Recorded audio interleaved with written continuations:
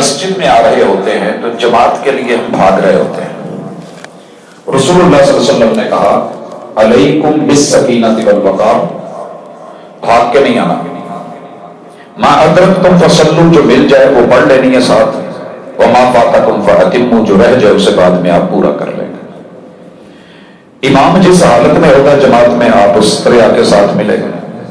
سجدے میں ہے سجدے میں چلے جائیں اللہ اکبر کہہ کے، رکوع میں ہے رکوع میں مل جائیں، قیام میں ہے قیام میں مل جائیں. لیکن ابتدائی طور پہ صف کیسے سیدھی کی جائے گی اور آپ کیسے کھڑے ہوں گے، کھڑا کیسے ہونا ہے، تو اس کا جو طریقہ رسول اکرم صلی اللہ علیہ وسلم سے ہے کہ انسان کے پاؤں قبلہ رخ ہوں اور سیدھے ہوں.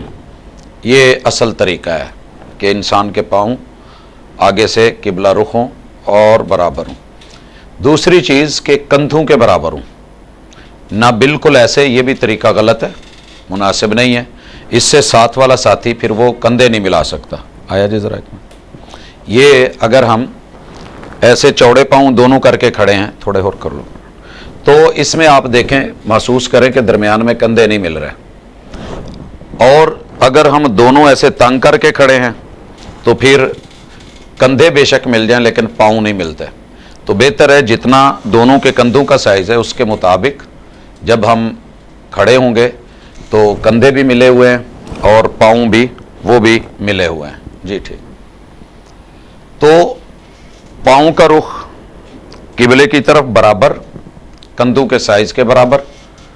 اور یہ اس کو ایسے بھی کرنا مناسب نہیں، پاؤں آگے سے کچھ لوگوں کے کھلے ہوتے ہیں اور کچھ نے بالکل ایسے کیا ہوا ہوتا ہے.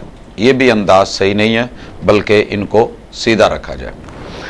اب اس کے بعد جب ہم نماز میں داخل ہو گئے ہیں تو اس میں جو سب سے اہم چیز ہے کہ اگر بیٹھے ہیں تو بیٹھنے کا انداز کیا ہے نماز پڑھنے کے لیے، وہ انشاءاللہ بیان کر دیتے ہیں.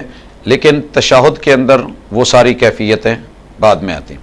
اب اگر سنگل آدمی نماز پڑھ رہا ہے تو کیا دوسرا ساتھی آ کے ساتھ نماز میں مل جاتا ہے؟ جی.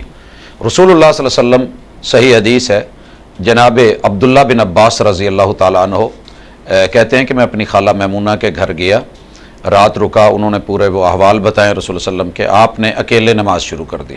تو کہتے ہیں میں نے بھی وضو کیا اور پھر میں ساتھ مل گیا اور میں آ کر کے کھڑا ہو گیا بائیں طرف. میں اس وقت نماز شروع کرتا ہوں اور اس کے بعد آپ دیکھیں گے کہ نماز کے اندر رسول اللہ علیہ وسلم نے ان کے سر پہ ہاتھ رکھ کے دایاں انہیں اپنے پیچھے سے گھما کے اپنی دائیں طرف کھڑا کیا ہے. تو وہ حرکت جو نماز کی بہتری کے لیے ہوگی وہ نماز کو توڑنے والی نہیں ہوگی. اگر بندہ نماز کے اندر کہیں غلطی ہو گئی ہے یا اسے علم نہیں ہے اور کوئی دوسرا اس کو سمجھائے تو انسان کو وہاں حرکت کر کے درست لیول اور جگہ پہ آنا یہ نماز کی صحت کے لیے ہے. اور میں نماز شروع کرتا ہوں تو اس میں ساتھی ساتھ کیسے ملے. اگر ایک آدمی تو دوسرا بندہ ساتھ مل سکتا ہے. جماعت اگرچہ اقامت. اللہ اکبر.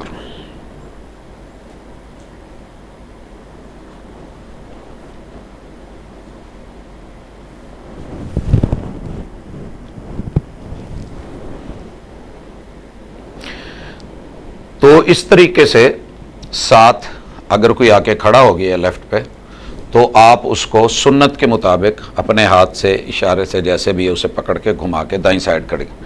اب نیچے دیکھیں جیسے پاؤں برابر ملے ہوں، کندھا یہ بھی ملا ہوا ہو، ہاتھ بندھے ہوئے ہیں، نماز پڑھ رہے ہیں اور ایسے دو لوگ نماز پڑھ رہے ہیں، تیسرا آدمی بیچ میں نماز میں آ جاتا ہے تو وہ کیا کرے؟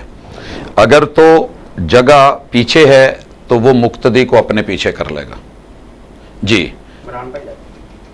ایسے جو ساتھ ہے ساتھی اسے کہا جائے گا اشارے سے ہاتھ سے، اور یہ دونوں پیچھے اپنی صف پاؤں برابر کر کے ملا لیں گے اور اس طریقے سے وہ نماز ان کی جماعت کے ساتھ شروع ہو جائے گی.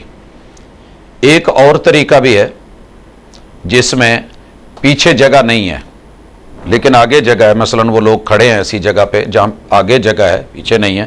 آنا ذرا. تو ایسی صورت میں نماز کے اندر ہیں دونوں تو پیچھے سے آ کر کے امام کو ٹچ کیا جائے گا تو امام آگے اتنی جگہ پہ جتنی مناسب ہے وہ چلا جائے گا اور جماعت کنٹینیو کر لی جائے گی۔